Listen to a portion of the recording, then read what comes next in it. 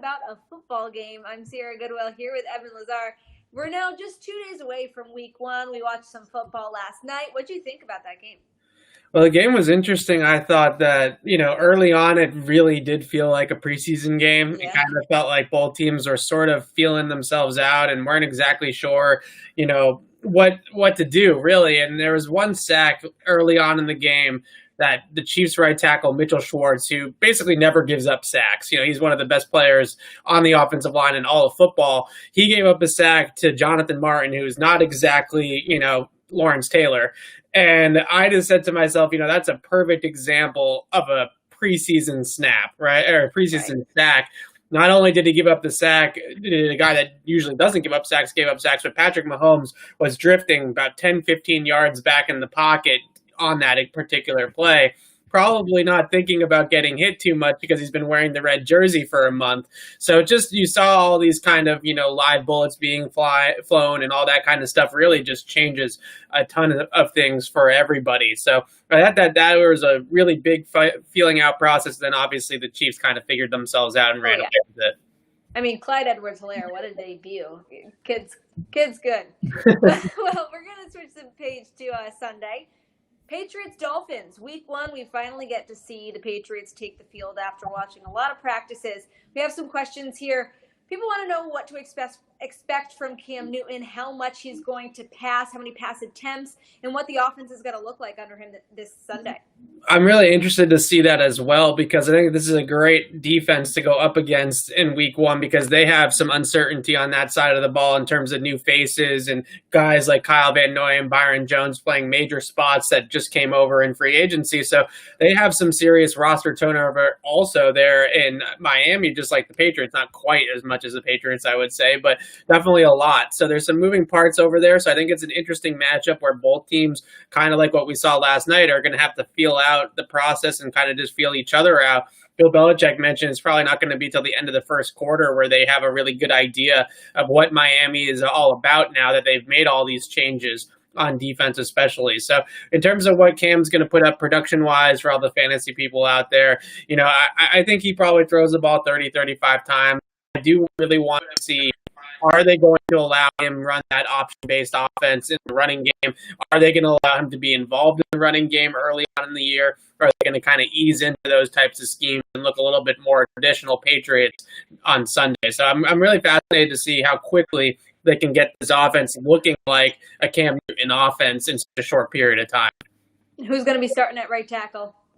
It's going to be Jermaine Illuminor. I mean, I think it would be shocking if it's anybody besides Jermaine Illuminor at this point. He has really come in, and I think the one thing that he said himself and you're hearing about him is that last year and maybe a couple of years before that in Baltimore, he wasn't exactly focused or as locked in as he needed to be. Certainly wasn't as conditioned as he needed to be in terms of his endurance and his physical condition. So he's sort of reinvented himself a little bit here, realizing that if he's wants to stick in the league long term, he's made the league, he made that jump already, but if he wants to stick in the league long term, then he has a lot to work on in terms of his body and his conditioning. I think he did that this offseason. We have a question about Devin Asiasi and Dalton Keene, their roles for the season and this Sunday in week one. Well, it's going to be interesting to see. I wrote about this with the rookies, and especially with those two tight ends. You kind of look at that 2010 season with Gronk and Hernandez both being rookies as the best sort of barometer that we can use.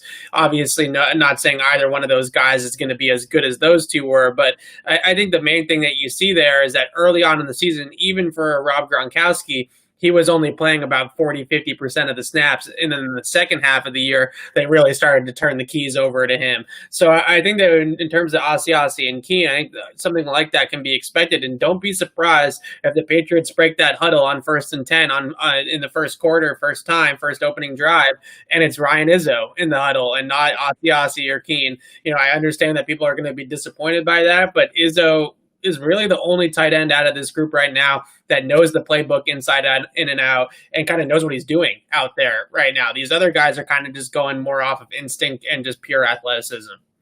Someone wants to know who you think will be a breakout second-year player against Miami on Sunday. A lot of good options there with Winovich, N'Keal Harry. Everyone wants to see do well. They said perhaps Byron Cowart. Yeah, it's a good question because, I would have said Damian Harris, but obviously he's not going to be playing in the game on Sunday. So I'll stick with my guy, Nikhil. I'm not going to jump off this train anytime soon. I really do believe in his talent. I believe in his ability. If he's used properly, I think that he can be effective. It's just kind of getting him up to speed in terms of what he needs to do out there, which I think this offseason has really helped him with not just the training that he did, but also just getting into the playbook and learning the Patriots offense a little bit better than the crash course that he got last year as a rookie. And then secondly, his usage, where he's lining up, where they're throwing him the football, get a little bit more comfortable with each other. Josh McDaniels getting a little bit more comfortable with him and Nikhil getting a little bit more comfortable with the Patriots system. I think that a lot of things can happen for Nikhil here in year two. And some more wide receiver questions here. Will Julian Edelman be a full go? And if so, what are your expectations for him? Julian Edelman's going to be a full go. I mean, listen, you're going to have to tell him he can't play in order for him to not play on Sunday. So he's going to play. I think his knee, he had flared up in training camp. I remember, he hurt his knee in camp on a rep. He threw his helmet to the ground and kind of stormed off and was out the rest of the day that day. And I'm sure that was sort of the start of what it was. But obviously, no tests came up positive with any kind of ligament damage or anything like that. So he's perfectly healthy structurally. It's just soreness and pain and probably years and years of, sharp cuts and stuff like that will do that to a knee. So I think that it's more just at this stage of his career at 34 years old, these are the kind of the bumps and bruises that he's going to have to live with, and I think we've seen the similar things with Brady over the years and other aging veterans that, your body never really feels 100% when you're that age and you've played this many years in the NFL. So I think that's exactly what Julian's going through right now. Let's just stick with the wide receiver theme. Question about Gunnar and Jacoby. Out of the two of those guys, who do you think is going to see the field more? This is my kind of, first question that I have when they, again, when they break that huddle on the opening drive for the offense is who is, if they are in three wide receiver set, of course, who is number three, right? It should have been Mohamed Sanu. That's obviously not what's happening. So it's going to be Nikhil. It's going to be Julian Edelman. We know that as the first two guys. But is it Gunnar? Is it Myers? Is it Damari Byrd that gets that run? I'm leaning a little bit towards Byrd over those two guys currently because I do really feel like they want to get the speed on the field as much as they can. They know that Edelman's quick and he's got his burst and his speed's different than maybe a guy like a Byrd who's more of an over-the-top speed guy. Then obviously Nikhil is not a speed guy. So getting as many fast guys on the field I think is going to be a priority for the Patriots this year. And I wouldn't be surprised if Byrd sees a lot of run in that kind of Philip Dorsett sort of role. Questions about likely inactives on Sunday? Anyone coming to mind for you who's been on the injury report this week? That's a good question. I think that, you start with some of the younger players. For instance, Cash Holloway has been on and off the injury report. He was on the injury report yesterday and I think Wednesday as well with a knee issue. So I would be surprised, I would say, if he plays on Sunday, not only because of the injury, but also because of the 53-man roster when he was promoted from the practice squad. So he's clearly the 52nd or the 53rd guy on the team, right? So I would be a little bit surprised if he plays. There's obviously going to be a couple of offensive linemen inactive. They're not going to dress 10 offensive linemen on game day. They'll probably dress 8 because of the new rule, but 8 is probably going to be the number. So maybe a guy like a Michael Onwenu or a Justin Herron or maybe both the rookies end up being inactive on game day. We have a question here that makes me sad because we played this game in the press box last year. Me, you, and our old friends Trags and Alex. Who scores the first touchdown of the Patriots season? Before every game, we put in our predictions about who scored the first of the game. Who is it this year on Sunday against the Dolphins? Cam Newton. I'm gonna go with the QB. I really do think that when you look at the numbers and you look at the tape, he is by far their best short yardage option. The Patriots have kind of struggled, even in 2018 when they had a really good offensive line and they had Gronk, they kind of struggled in short yardage situations. So I wouldn't be surprised if QB draw on 4th and 1 and 3rd and 1 and goal line and all that kind of stuff becomes a really big play call for the Pats, as long as they're okay with Cam maybe taking a few hits. And that's going to be the biggest question is how many hits are they going to allow Cam to take in a game? But at the same time, he is by far their best short yardage option. So I think you get down by the goal line, you're inside the 5. I would be running it right up the middle with the 6'5", 250-pound guy. Well, I like it. I haven't decided yet. You have to check back in with me on Sunday about who I'm going to go with. But Yeah, let's go to the running backs. Sony Michel is a good option. Maybe I'll go with Sony. Do you think he's going to have a good workload, a full workload, I should say, on Sunday? Because we know it's probably going to be a little bit of a platoon there at that position. This sounds like a lot of fantasy football questions coming in about who's going to play and who's going to get the touchdown and whatever. I think that to answer the question, Sony, I think, is going to get eased in a little bit here. And the big reason why is that normally he would be coming back from this foot injury, that he would have had a preseason game or two to kind of, have that 5 to 8 carry game where he just kind of gets a feel for things and gets back into the rhythm. Now he hasn't had that. So I think they have to test the foot. I think they have to make sure that everything is all checking out there before they hand the ball off to him 25 times in a game. Right. So my guess is that he's going to be eased in just a little. I do think that Sony's going to benefit a lot from having Cam in this offense, though, and being this new look kind of new age rushing attack. I think is going to be something different for Sony that's going to be beneficial because remember, over the first 2 years of his career, he is running the football into heavy boxes with 8 guys in the box for the defense so often because they're just an under-center team with the fullback in the backfield, with only 2 wide receivers on the field, and the defense is just walking everybody up into the box and walking everybody up towards the line of scrimmage. Now, hopefully, they will have the ability to kind of stress the defense and put the defenders in conflict a little bit more, that they're not all going to just be keying in on Sony every single time he's on the field. Let's switch gears to the defense a little bit here. Jack wants to know what group on defense you're looking forward to seeing the most on Sunday.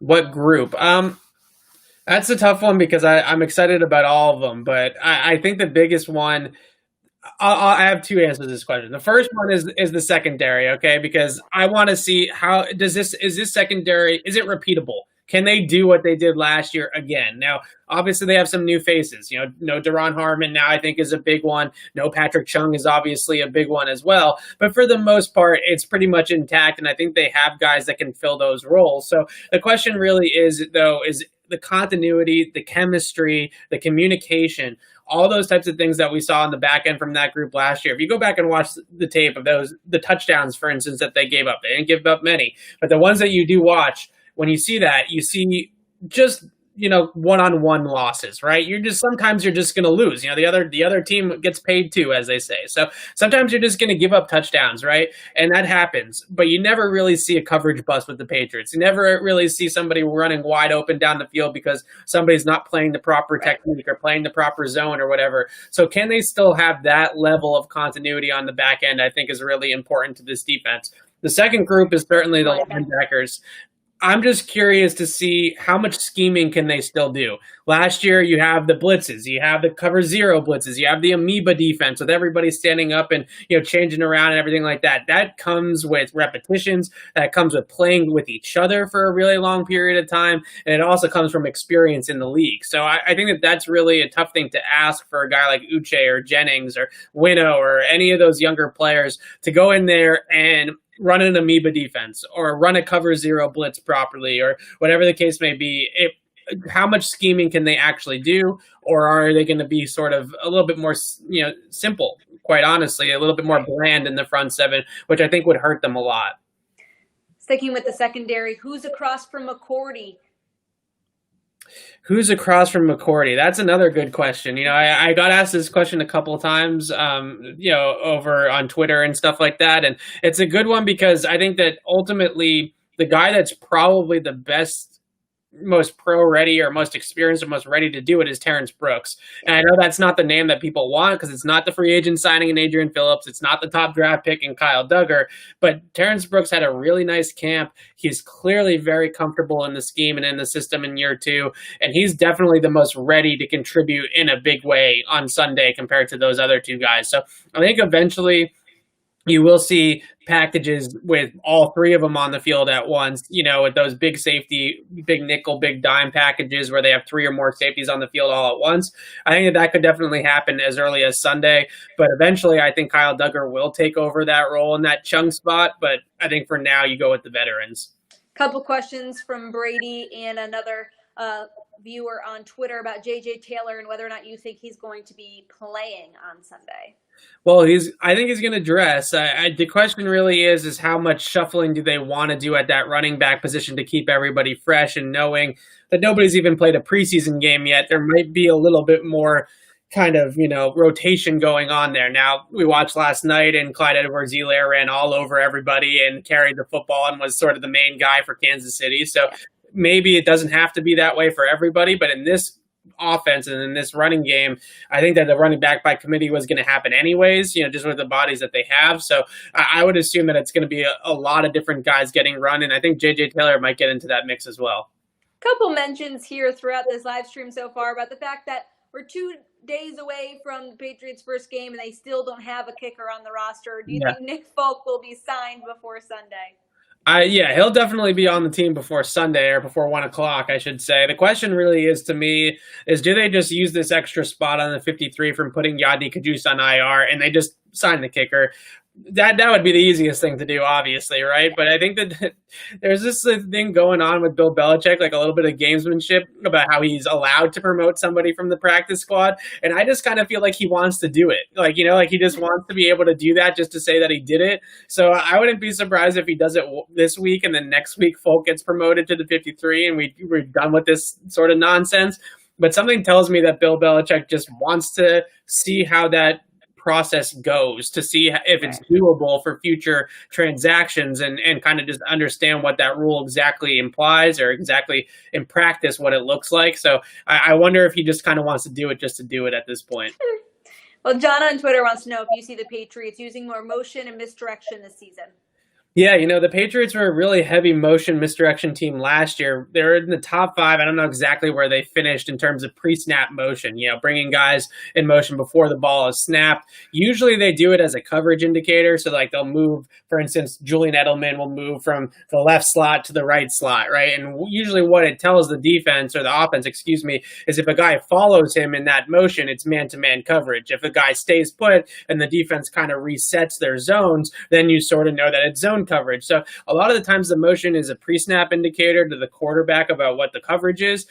That's usually how the Patriots use motion. Now, I would love to see them take that next step with some of the motions. Now, they do some of this with the jet sweeps and the end rounds and stuff like that to really get that second level of the defense to start moving around and get a little bit confused and use the misdirection in that sort of way, kind of like what we see with Baltimore or Los Angeles or San Francisco. The Patriots are right up with those teams in terms of how much they use the motion, but like I said in the past, it's usually been for Brady more so than it has been for actually moving guys around in the defense. So maybe this year we get a little bit more of a run motion game where guys are, sifting or going across the formation or whatever the case may be to kind of confuse the defense a little bit more. I love it. Jeff Thomas not on the team anymore. People still want updates on his whereabouts. Everybody wants to know where Jeff Thomas is. I've tried to figure this question out. How does he not end up even on a practice squad somewhere? I think that what we're seeing with Jeff Thomas is that there's so little college tape on him.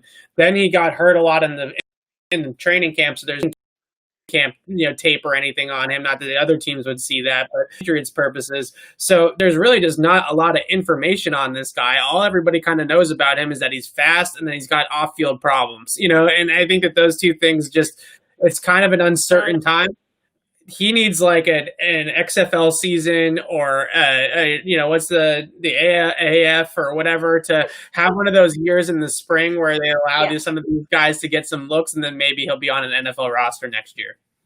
All right, let's see what else we got. How many designed carries do you think McDaniels will have in the playbook for Cam Newton?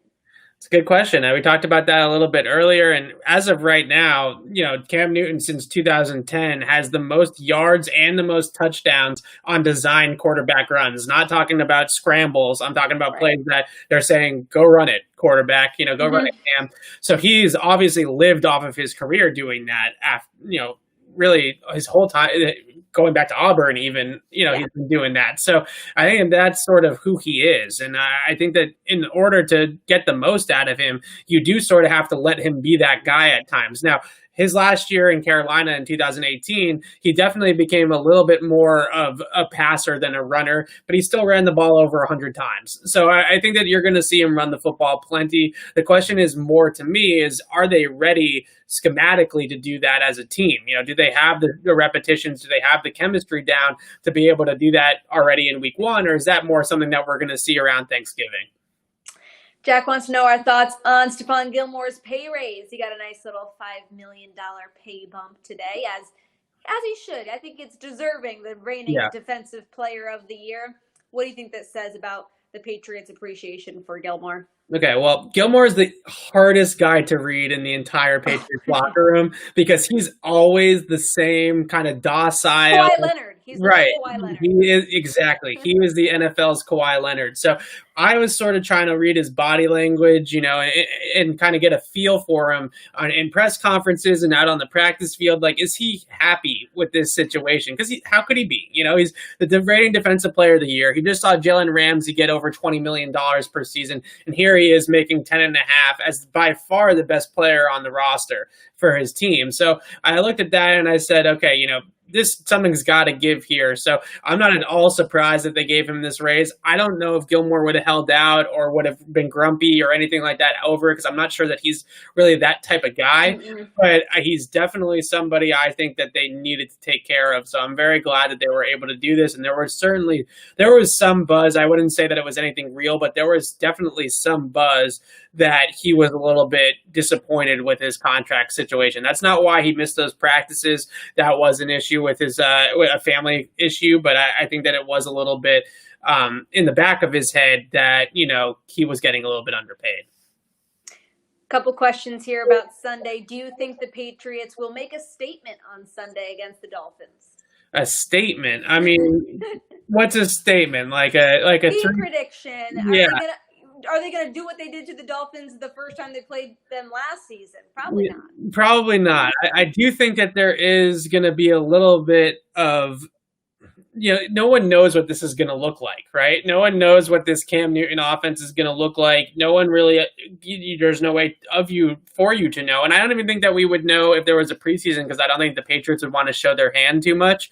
So we're basically going into a certain, a complete unknown.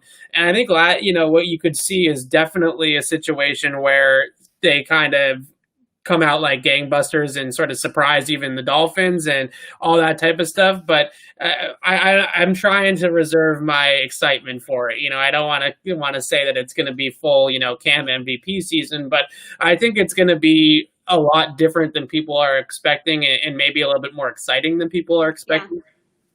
Yeah. KP on Twitter wants to know what Kyle Duggar's role is shaping up to be like this season. That's another interesting question, because I don't know if he has, a clear path right now onto the field right away. Obviously he's already on the roster, but onto the field right away. But at the same time, I think that there is going to be some mixing and matching, and also just kind of some trial and error with who's going to guard tight ends, who's going to play that Chung spot. And that, I think, is going to be really sort of an interesting question. And if Terrence Brooks struggles, or if Adrian Phillips struggles, I think that there is going to be a little bit of trial and error there. And I think Juwan Williams might also get some run at that spot as well. So whoever kind of takes the bull by the horns is going to end up being the guy that gets it at the end of the day. But I think they are going to sort of rotate guys in and out, even just sort of because of conditioning and because no one's played a full game yet. I wouldn't even be surprised. Devin McCourty is a guy that usually plays 98, 99, 100% of snaps every single game. I wouldn't be surprised if he plays a little bit less this week, just until they get everybody up to speed. We'll take a couple more questions here. Do you think that Dante Hightower and Patrick Chung have played their last game as Patriots, both choosing to opt out of the season? We were talking about this, actually, being the other beat writers, before we got led into practice this morning, is there going to be, how many of these guys that opted out are actually going to come back next year? And I think with Chung, I think there's a pretty low percentage chance, because he was already planning on retiring. The Patriots got him to not retire by giving him that contract extension and a little bit of a pay bump, and that's what convinced him to come back. Hightower, I think, will come back for another year, because I think he was kind of focused on this being his last year potentially, and he got missed out on that. So I think Chung and Ken are two guys that were certainly contemplating retirement all off season, and almost did and kind of opted out as a result of it. So I wouldn't be surprised if they don't come back. But I do think Hightower has more football in him. Do you expect this O-line to struggle with no preseason, no Scar, and less chemistry, although there are a fair amount of returning players here?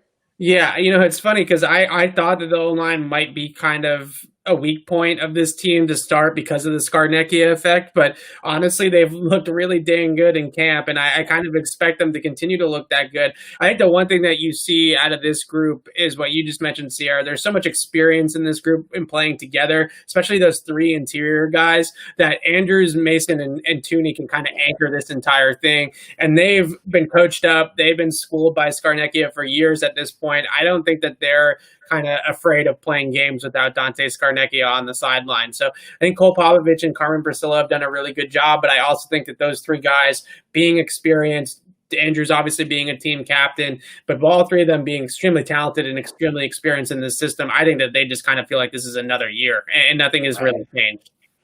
All right, I want to get into predictions. We're going to do a quick game prediction for this Sunday and then maybe a little season prediction. Sunday, what do you think? Who's coming out on top? Are the Patriots going to surprise some people, or is it definitely going to be working out the kinks? I think it's going to be working out the kinks, but I also do think that they're going to win this game. I think the biggest reason why is I just do not see Ryan Fitzpatrick carving up this secondary twice in a row. I know it's two different seasons, so it's not a perfect kind of, comparison, but I do think that it's going to be worse than what he had last time. I don't see Devontae Parker mossing Stefan Gilmour 5 times like he did last year. I don't see Ryan Fitzpatrick throwing for 340 yards in this game like he did last year. I think the Patriots will be more prepared for him this time. All right, in season prediction, people love to know how many wins you think they'll have in total and perhaps how far they'll get into the playoffs if you think they're going to make the playoffs. I've kind of been in that 8 to 10 win range pretty much all off season since they got Cam Newton really too. I've been kind of in that 9 to 10 tier. I think that's around where they're going to be. Look, the way I look at it, this defense is still really good. I give the defense 4 or 5 wins off the bat.